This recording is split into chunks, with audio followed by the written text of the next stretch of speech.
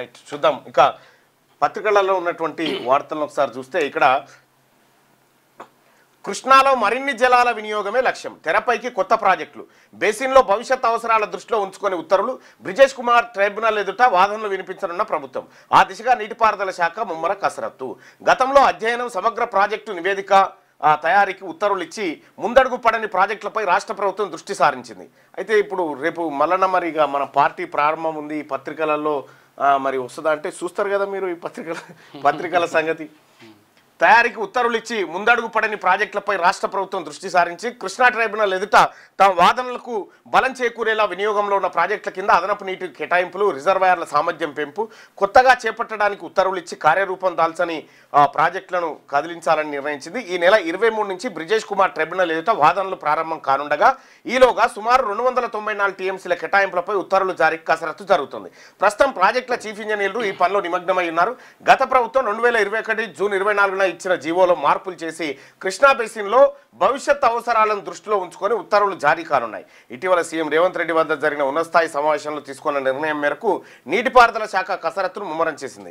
గత తాజా ప్రతిపాదనలతో కలిపి 904 టీఎంసీలు అవసరమని ట్రైబ్యునల్ ఎదుట తెలంగాణ ప్రభుత్వం ఉంచనుంది. ఇక ప్రాజెక్టుల కింద నీటి కేటాయింపులు ఎలా ఉన్నాయంటే గతంలో కొన్ని ప్రాజెక్టులకు ఇచ్చిన ఉత్తర్వులను సవరించడంతో పాటు తాజాగా జీవోలు ఇవ్వనున్న వాటిలో కలవకుర్తి, నెట్టెంపాడు, పాలమూరు రంగారెడ్డి, డిండి ఎత్తిపోతల, హైదరాబాద్ నీటి అవసరాలు, జూరాల వరద కాల్వ, కోయల్కొండ, గండీడు, దౌలతాబాదు, ఎత్తిపోతల, ఆకేరు, మున్నేరు ఆనకట్టలు, శ్రీశైలం ఎడమగట్టు కాలువ కొనసాగింపు పథకాలున్నాయి.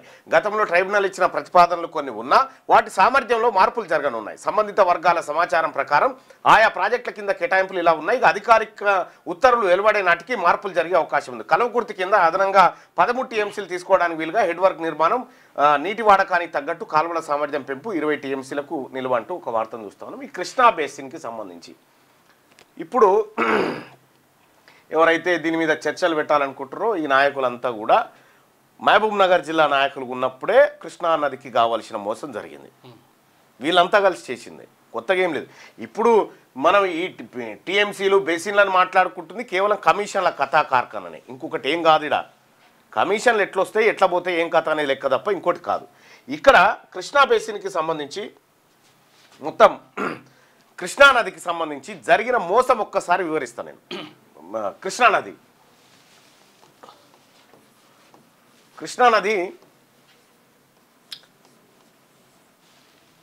నది నీకు మహారాష్ట్రలో పుడుతుంది. మహారాష్ట్రలో పుట్టి మహారాష్ట్ర నుంచి ఆ తర్వాత కర్ణాటక, ఆ తర్వాత ఆంధ్రప్రదేశ్, తెలంగాణ, ఆ తర్వాత ఆంధ్రప్రదేశ్, ఇట్లా 4 రాష్ట్రాల గుండగా ఇట్లా పోతుంది. పోయినటువంటి సందర్భంలో అసలు కృష్ణా జలాల్లో ఎవరి వాటా ఎంత? ఇప్పుడు సరే ఏపీ, అది కర్ణాటక, మహారాష్ట్ర ఈ 2 వాటాలు ఒకసారి చూస్తే మనం కర్ణాటకకు 700 టీఎంసీలు కేటాయించింది. ఇదే బ్రిజేష్ కుమార్ ట్రైబ్యునల్. కర్ణాటకకు 700 టీఎంసీలు, మహారాష్ట్రకు 560 టీఎంసీలు, మహారాష్ట్రకు 560 టీఎంసీలు. ఇక ఉమ్మడి ఏపీకి 811 టీఎంసీలు. ఉమ్మడి ఏపీ అంటే అప్పుడు తెలంగాణ కలిపి ఉమ్మడి ఏపీకి 811 టీఎంసీలు కేటాయించారు. ఇది కేటాయించింది. మరి ఇక్కడ ఈ ఉమ్మడి ఏపీ విడిపోయింది కదా, విడిపోయి ఏపీ సపరేట్ అయింది, తర్వాత తెలంగాణ సపరేట్ అయింది. మరి ఈ కృష్ణానది ఎక్కడ ఎంత వారుతుంది అనంటే మన తెలంగాణ భూములలో 69% భూములను 69% పరివాహక ప్రాంతం తెలంగాణలో ఉంటుంది. ఇక మిగతాకు సంబంధించి 31% పరివాహక ప్రాంతం ఏపీలో ఉంటుంది. అంటే ఇక్కడి నుంచే పోతుంది కృష్ణ. కానీ ఇక్కడ తెలంగాణలో ఈ 811లో 69% డివైడ్ చేస్తే ఎంత, ఎన్ని టీఎంసీలు రావాలి? 550 టీఎంసీల దాకా వస్తుంది. 550 అంతే కదా. మనకు వాస్తవానికి రావాల్సింది ఎంత? 555 టీఎంసీలు రావాలి. కానీ వస్తుంది ఎంత? 299 టీఎంసీ వస్తున్నాయో లేవో తెలియదు కానీ దీనికి సంతకం పెట్టొచ్చు కాక. ఇది ఇప్పుడు అయితే వాస్తవానికి వీళ్ళకి ఎంత రావాలా? దీంట్లో కూడా కర్ణాటక, మహారాష్ట్ర, తెలంగాణ, ఏపీ అన్ని కలిపి అంటే ఈ మూడు కలిపి 15 టీఎంసీలు తెలుగు గంగా ప్రాజెక్టు కింద మద్రాసుకి ఇవ్వాలి. మద్రాసుకు తాగునీటి కోసం ఇవ్వాలి.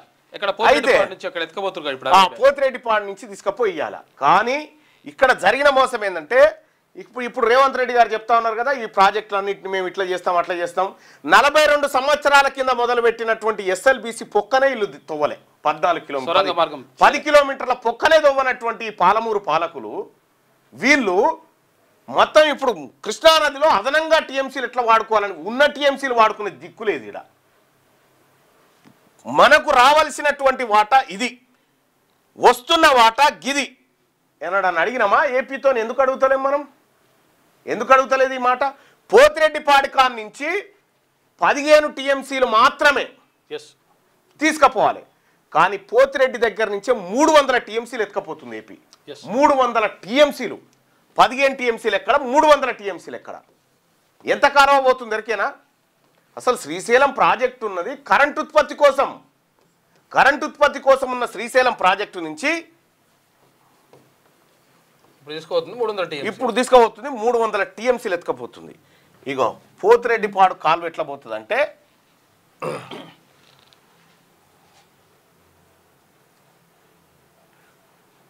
అసలు తెలంగాణకు ఎంత కాలువ వస్తుంది, ఏపీకి ఎంత కాలువ పోతుందో చూడండి.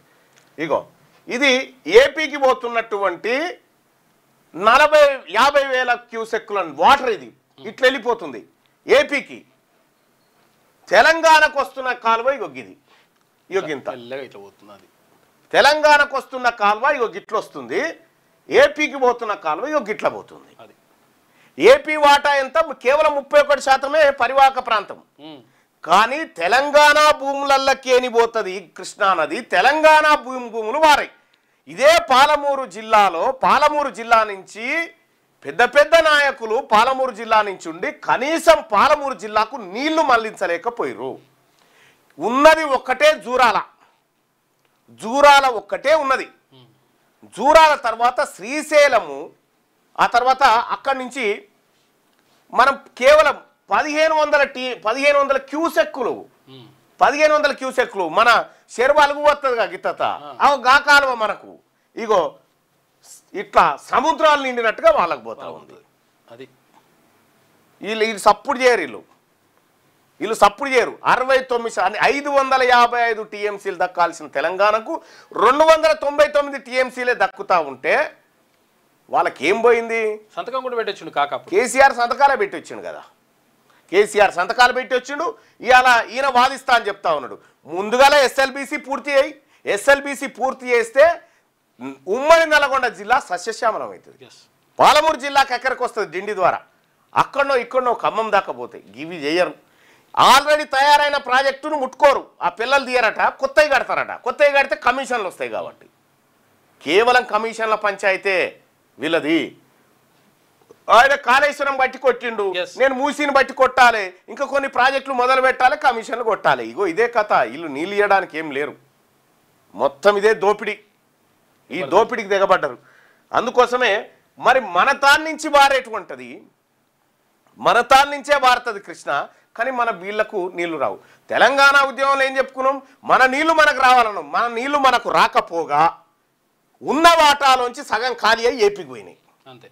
ఇది కేసీఆర్ 10 ఏళ్ల పరిపాలనలో జరిగినటువంటి కార్యక్రమం. దిగ్విజయంగా అటు ఏడికి చిత్తూరు పోయి రోజా వాళ్ళ ఇంటికాడికి పోయి రాయలసీమ రత్నాలసీమ చేస్తా కృష్ణా నీళ్ళు పట్టుకొస్తా అని చెప్తా ఉన్నాడు. ఇప్పుడు ఏం చేస్తా ఉన్నాడు చంద్రబాబు నాయుడు గారు? ఈ కృష్ణా నుంచి పోతున్న నీళ్ళుగా ఇప్పుడు గోదావరిలోకేని నీళ్లు తీసుకొచ్చి బనకచర్ల కాడికేని వీళ్ళు కలుపుతాడట. మళ్ళీ ఇంకా జర పెద్దగా చేస్తారట ఈ కాలువ. ఎక్కడికి పోతాయి వాటర్ అంటే కుప్పం దాకా పోతాయి. నదుల అనుసంధానం పేరుతోటి మొత్తం మల్ల దోపిడి. ఇంత పెద్ద దోపిడీ కార్యక్రమానికి తెర వేసిరు. నీళ్ల ద్వారా వీళ్ళు ఎట్లా పైసలు సంపాదిస్తారో చూడరు. అసలు గోదావరికి అసలు యాక్చువల్గా రాయలసీమకు సంబంధమే లేదు, సంబంధం కూడా లేదు. అది గోదావరి పరివాహక ప్రాంతంలో రాయలసీమ ఉండనే ఉండదు, అసలే ఉండదు, సంబంధం లేదు. కేవలం ఈస్ట్ వెస్ట్ 2 జిల్లాలు భారతాయి ఇక్కడ అంతే. అంతే. 79% గోదావరి తెలంగాణ ప్రాంతంలోనే భారతది. ఉమ్మడి ఏపీలో 79%, కేవలం 21% మాత్రమే. కేవలం మనకు ఎస్ఆర్ఎస్పి ఒకటే వరప్రదాయిని, ఆడ ఎస్ఆర్ఎస్పి, ఈడ జూరాల గంతే. వీళ్ళు ఈ నాయకులంతా ఉమ్మడి ఏపీలో ఉన్నటువంటి కాంట్రాక్టర్లతోటి ఏపీ ప్రయోజనాల కోసమే తెలంగాణ నాయకులు పనిచేసారు. ఈ 10 ఏళ్ళు కూడా జరిగింది అదే. జగన్మోహన్ రెడ్డి గారు అక్కడ పోతిరెడ్డి పాడు పెట్టి ఆడికేని ఎత్తుకపోతుందని ఇదే వెలుగు దినపత్రిక V6 ఛానల్ మొర్రో మొత్తుకుంది. ఇవాళ కూడా అదే పరిస్థితి. వీళ్ళు 42 ఏళ్ల కింద మొదలుపెట్టినటువంటి SLBCని పూర్తి చేయారట, కానీ కొత్తగా ప్రాజెక్టులు ఎట్లా డిజైన్ చేద్దామని ఆలోచన చేస్తూ ఉన్నారు. తమ్మిడి ఎట్టి 150 మీటర్ల ఎత్తులో అవసరమైతే 1500 ఎకరాలకు మనం పరిహారం కట్టిద్దాం, మహారాష్ట్రకు DPR తయారు చేయండి అని చెప్పి చెప్తా ఉన్నారు. మరి కూలిన కాళేశ్వరం సంగతి దాని రిపేర్ ఏం లేదా? ఇక అటు పోయినట్టేనా? 1,00,000 కోట్లు అట్టేనా? కేసీఆర్ కుటుంబం అవినీతి వల్ల దశకిందయా, ఓకే కూలింది. దాని రిపేర్ సంగతి ఏంది? రిపేర్ చేసుకోవన్నా వద్దా? కాళేశ్వరం కమిషన్ రిపోర్ట్ ఇచ్చింది కదా, అవినీతి పరుల పైన చర్యలు తీసుకో, కానీ అసెట్ మాత్రం తెలంగాణది కదా, అది ప్రజల ఆడ పైసలు పెట్టినాం కదా. మరి దాని సంగతి ఏంది?